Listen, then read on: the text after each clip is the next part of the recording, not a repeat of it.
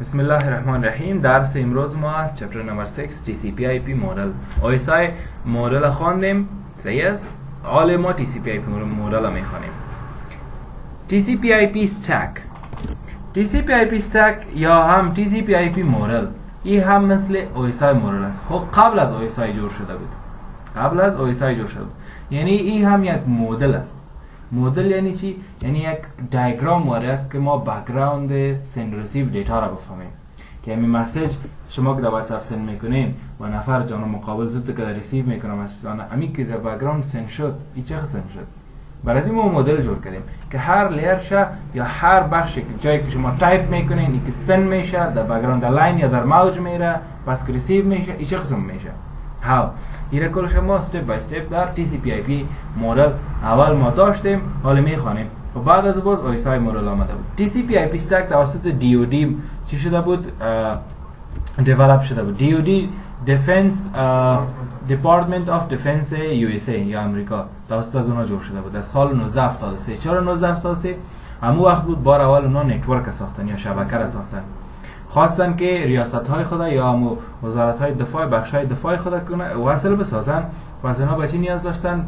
به یک شبکه، یک نتورک ها را میخواستن با هم وصل بسازن. ببینین که به خاطر کارهای چیزشان نظامیشان اینا باید یک تکنولوژی نیاز داشتن.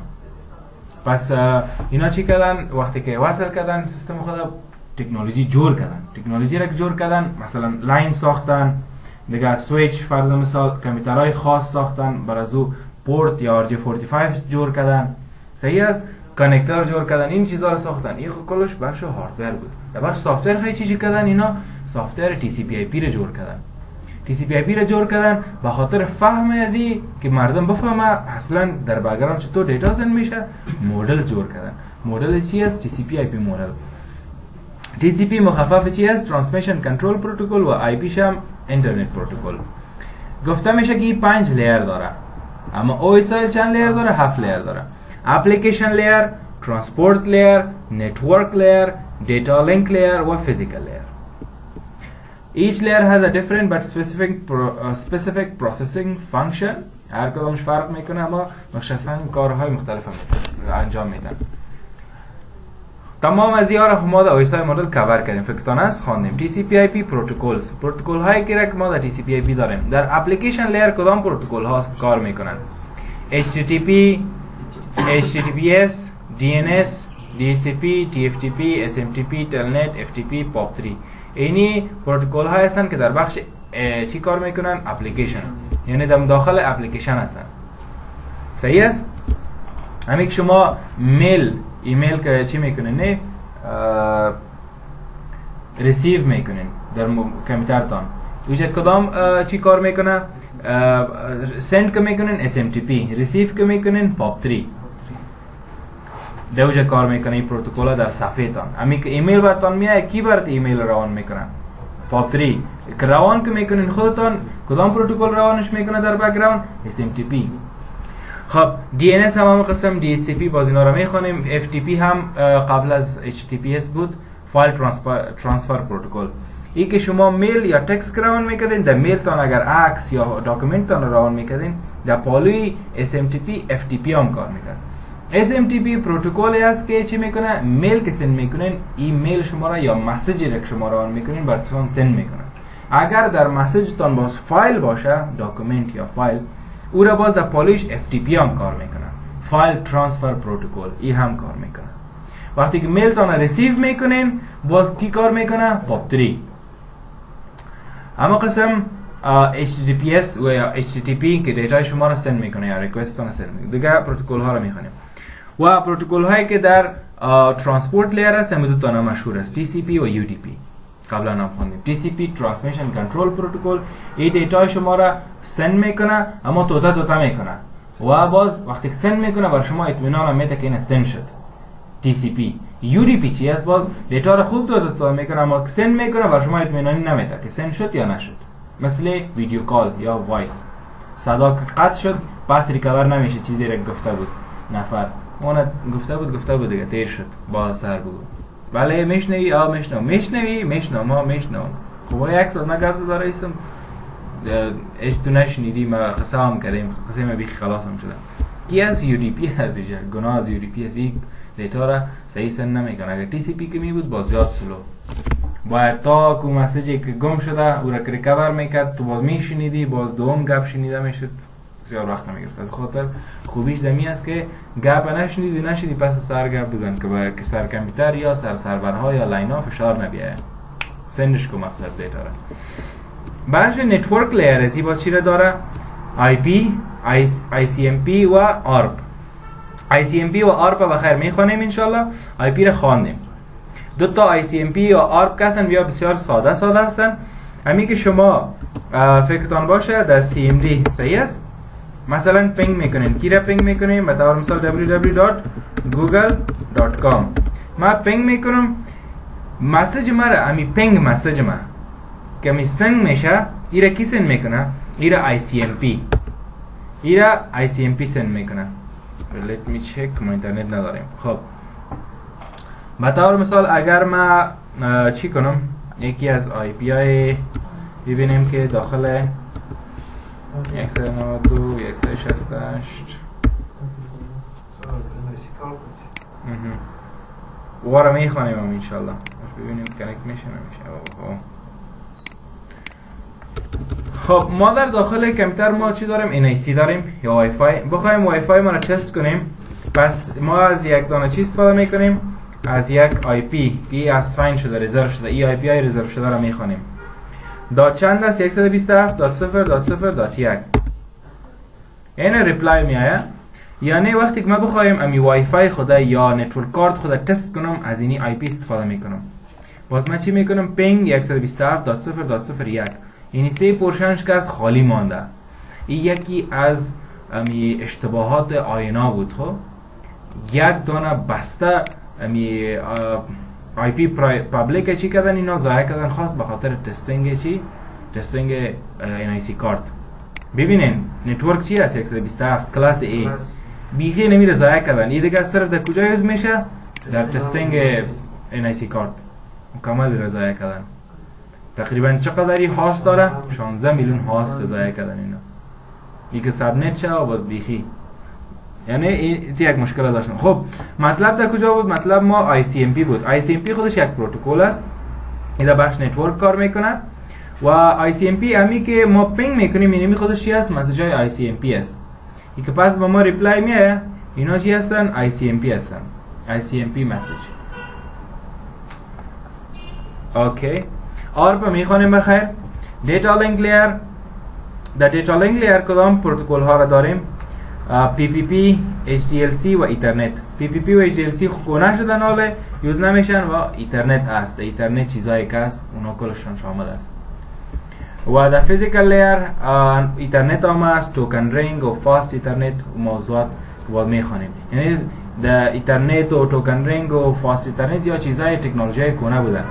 حالا در فیزیکال لیر دانا ما چی داریم؟ بیتس، دیتا و بیت تبدیل میشه. اوجا دیگه ایترنت و چیزا که اصلا مربوط دیتا لینک لیر میشه.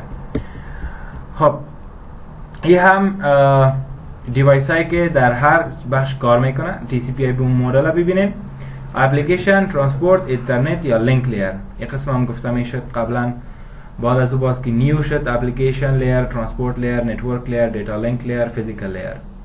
و کدام پروتکل ها کار میکنه در اینجا هم شامل است و PDU یا پروتکل دیتا یونیت هایشان هم شامل است. دیروز خواندیم. OSI لیر که هست اینجا هم شامل است و در اینجا چی چیزها کار میکنه هم گفته شده. در بخش نتورک راوتر کار میکنه، در بخش دیتا لینک لیر سویچ یا بریج کار میکنه و در بخش فیزیکال ریپیتر یا هاب. البته در دیوایس های چی در دوره TCP/IP این قسم کار میکنه. این هم کس نو است. اپلیکیشن، ترانسپورت، اینترنت یا نتورک لیر، دیتا لینک لیر، فیزیکال لیر. پروتکل های کار میکنه این شامل است. و در بخش دیتا لینک لیر، در بخش فیزیکال لیر دیتا به شکل چی است؟ بیتس است. صحیح است، ادرسینگ چیزی نداره. در دیتا لینک لیر ما چی داریم؟ فریم گفته میشه و ماک آدرس اد میشه. در نتورک لیر IP اضافه میشه که پاکت گفته میشه. IP آدرس داریم باز در TCP/IP پورت آدرس یا پورت نمبر اضافه میشه که باز به دیتا به سگمنتس یا دیتاگرام تبدیل میشه دیتا. و در اینجا هم چیزی نیست، یعنی آدرس و غیره نیست، آدرسینگ چیزی قرار نداره، صرف مسیج هاست و دیتا هاست. اوکی، اپلیکیشن لیر پروتکلز. در اپلیکیشن لیر پروتکل های رک داریم HTTPS، HTTP یعنی هایپر تکست ترانسفر پروتکل، دیتا ما رو سند میکنه. همین شما در گوگل نوشته میکنین facebook.com youtube.com، همین مسیج تان همین نوشته کردین .com ایرا کی ران میکنه؟ همین HTTP یا HTTPS. اینا پروتکل هستن. HTTP که بود سکیور نبود، HTTPS سکیور است. DNS هم چی است؟ دومین نیم سیستم. ایچی میکنه؟ دومین نیم سیستم. نام با IP رو به نام چنج میکنن. یعنی شما وقتی که در گوگل نوشته میکنین facebook.com اصلا کامپیوتر یا نتورک نمیفهمه که فیسبوک چی است، بر از او یک دونه IP اساین شده. وقتی که نوشته میکنین facebook.com اومه میپاله که facebook.com IPش چی است، چنجش میکنن، نظر به او IP باز اکسس میکنن دیتا را از نتورک. پس اگر باز IP را که بتین IP فیسبوک باز چی میشه؟ توسط زنمو باز هم میشه، توسط زنمو IP فیسبوک هم باز میشه. اینال به خاطر از این DNS جور شده که ما نمیتونیم هزارها IP را یاد بگیریم، نام وبسایت ها را با آسانی یاد گرفته میتونیم. DHCP Dynamic Host Configuration Protocol. این پروتکلی است که در سرورها اپلای میشه، یعنی دور انستال میشه، باز کلاینت ها را در سرور وصل میکنیم، سرور اتومات و کلاینت ها IP میده. اگر ما خودمون میتونیم نه IP بدیم به هر کامپیوتر، اما این کار نمیکنیم. مثلا 1000 پایه کامپیوتر است، هر کدوم شو بریم جدا جدا IP اساین کنیم، خیلی سخت میشه برای ما این کار. پس ما چی میکنیم؟ IP را رزرو یا پروتکل DHCP را انستال میکنیم در سرور، کامپیوتر را وصل کردیم در سرور، بر کلشان اتومات IP میده. اما باید تو ما چی کنیم؟ عیار بسازیم. TFTP Trivial File Transfer Protocol. این هم یکی از پروتکل هایی است که به خاطر کنفیگریشن سویچ و راوتر ما چی کنیم؟ در داخل از این سرور چی کنیم؟ ثبت کنیم یا بکاپ وری بگیریم.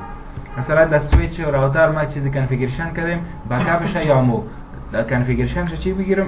یک دانه فایل از اون بگیرم در سرور TFTP کاپیش بگیرم. این کار کی میکنه؟ اتومات انمی TFTP میکنه در بک‌گراند. خویرم ما باید خودمون انجام بدیم. فایل ترانسفر پروتکل فایل های ما را سند میکنن، ایمیج، ویدیو، آدیو ایگا پا. SNMP Simple Network Management Protocol چی میکنه؟ مسیج ما را یا ایمیل سند میکنیم، تایپ تکست متن hi hello how are you I'm here و اینگا پا را کی راون میکنه؟ اصلا این پروتکل راون میکنه. IRC Internal Relay Chat این هم به خاطر چت است، چتینگ. قبلا زیاد یوز میشد در بخش یاهو و یعنی همین جایی که چت صورت میگیره این پروتکل کار میکنه. تلنت به خاطر ریموتلی اکسس کردن سویچ و راوتر است. یک سویچ راوتر ریموتلی از طریق کامپیوتر ما اکسس کنیم، از تلنت استفاده میکنیم، یعنی جای دور باشه. مثلا سویچ راوتر ما هست در بیسمنت، در زیر زمینی ما هستیم در منزل 5، اما اصل هستیم در یک نتورک. از طریق از این ما میتونیم سویچ راوتر ما اکسس کنیم، ضرور نباشه منزل یا بیسمنت بریم. SMTP با چی است؟ Simple Mail Transfer Protocol. این هم به خاطر چی است؟ اوکی، ما یک چیز اشتباه گفتم. SNMP گفتیم Simple Network Management Protocol. این با خاطر باز منیج کردن دیتا های است در داخل نتورک ما. و SMTP که Simple Mail Transfer Protocol این باز به خاطر سند کردن میل استفاده میشه. میل، ایمیل که میکنیم یا یاهو میل یا هارت میل اصلا امی سند میکنه SMTP.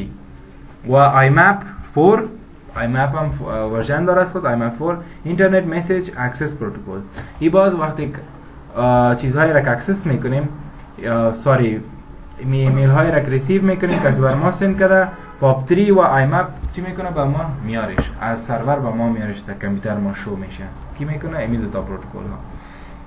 خب ببینین اگر یک نفر از مسیج میکنه hello how are you چی میشه؟ ایرا SMTP در سرورهای میل رو روانش میکنه و نفر جانب مقابل بخواه که ایمیل ببینه، اینال میل استورد این سرور، میل خودت رفته در سرور، نفر کی را میخواد اینال اکسس کنه در گوگل کروم میره جیمیل باز میکنه، جیمیل خود وقتی که میخواد سعی کنه چی میشه؟ اوجا باز پروتکل IMAP 4 یا POP3 کار میکنه که ایمیلش باز برش روان میکنه، میاره احمد hello how are you اینو مسیج گرفت. Email accessed via IMAP 4 now one copy from email will be saved to my storage. یک کاپیش در استوریج کامپیوتر از چی میشه یا در اکانت از استور میشه. خب ایره هم ببینین مسیج سند میشه، SMTP سندش میکنه، ریسیو شکی میکنه POP3. این هم چی است؟ به خاطر ریسیوینگ. باز در وقت کانفیگریشن بعضی ها POP3 استفاده میکنن یا IMAP. Email accessed via POP3. Now I remove this email from my storage. باز POP3 خوبیش این است که از استوریج چی میکنه؟ ریمووش میکنه. صرف در اکاونتت میباشه. پورت نمبر ما گفتیم که تمام سرویس های را که ما اکسس میکنیم، صحیح است؟ سرویس های مختلف HTTP را اکسس میکنیم و غیره و غیره، زیادتر وبسایت ها را که اکسس میکنیم تمامشانه اونها چی هستن؟ توسط یک پورت آدرس شناخته میشن. یعنی تمام اینمی سرویس هایی را که میخوایم DHCP، DNS، SMTP، POP3 اینها را میخوایم کار از یا استفاده کنیم، برای از اینا کلشان چی شده؟ یک نمبر اساین شده. این نمبرها را چی میگیم ما؟ پورت نمبر. از 0 الی 1023 چی است؟ رزرو شده به اینمی سرویس ها. باز از 1024 تا 65536 که است و باز به کلاینت ها استفاده میشه. دیروز هم موضوع را یادآور شدیم. ترانسپورت لیر پروتکل های که است اینجا TCP UDP است. TCP کانکشن اورینتد است، UDP که است کانکشن لیس است. کانکشن برقرار نمیکنه، صرف دیتا رو سند کرده میره خلاص.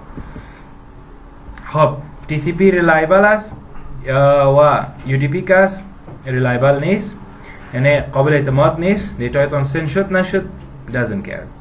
کانکشن اورینتد TCP یعنی کانکشن میسازه اول دیتا رو سند میکنه، اما UDP کانکشن نمیسازه، صرف راون میکنه دیتا رو. سیکونسینگ یعنی دیتا را که روان میکنه تو میکنه و هر کدامش نمبر میده، سیکونس ترتیب جور میکنه، اما UDP نمیکنه.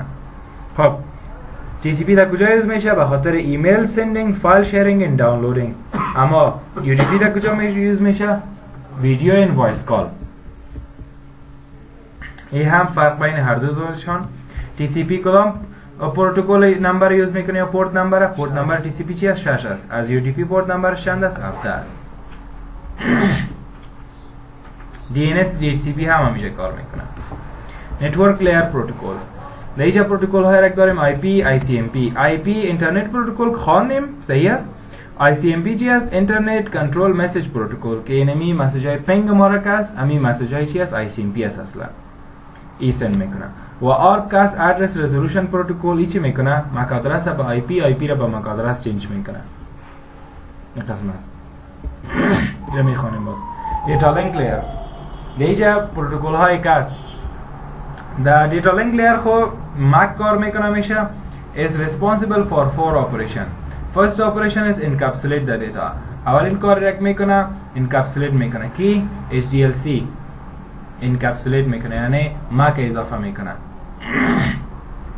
مک یک راوتر به دیگر راوتر اضافه میکنه. رو ما میگیم کدام پروتکلی کار انجام میده؟ HDLC encapsulate میکنه در هر پاکت.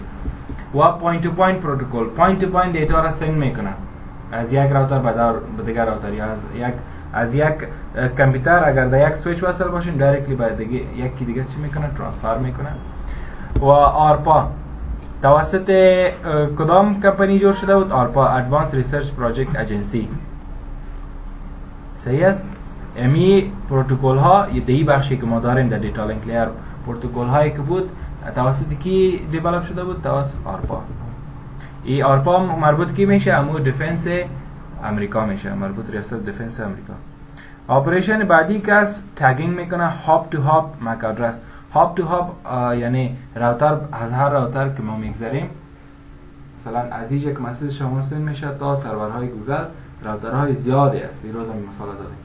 این حال تا اونجا که میرسه در هر پاکت شما مک آدرس های هر راوتر تگ زده میشه. این ما چی میگیم؟ تگینگ میگیم. Third operation is error detection. error های شما را هم پیدا میکنه. این بخش دیتا لینک لیر می کار میکنه. اگر error پیدا شود در پاکت های ما یا دیتا های ما را پس کرکت میکنه.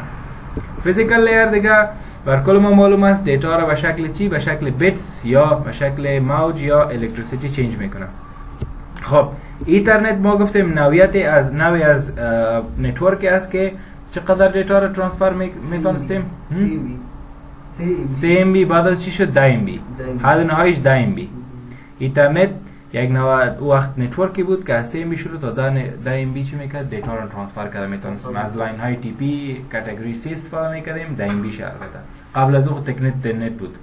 حالا بعد از اون وقتی که چی آمد تی پی که آمد کاتگوری 3 Mbps ش استفاده کردیم بعد از اون 10 Mbps ش تی پی کیبل های تی پی کاتگوری 3 و کاتگوری چند کاتگوری 3 10 Mbps بود و بعد از اون باز کانکتورهای RJ45 استفاده کردیم و تا فاصله های 100 متری از چی از هاب یا سویچ این رو ما اینترنت میگفتیم. سپیدش چقدر بود 10 Mbps اینترنت 10 Mbps بود.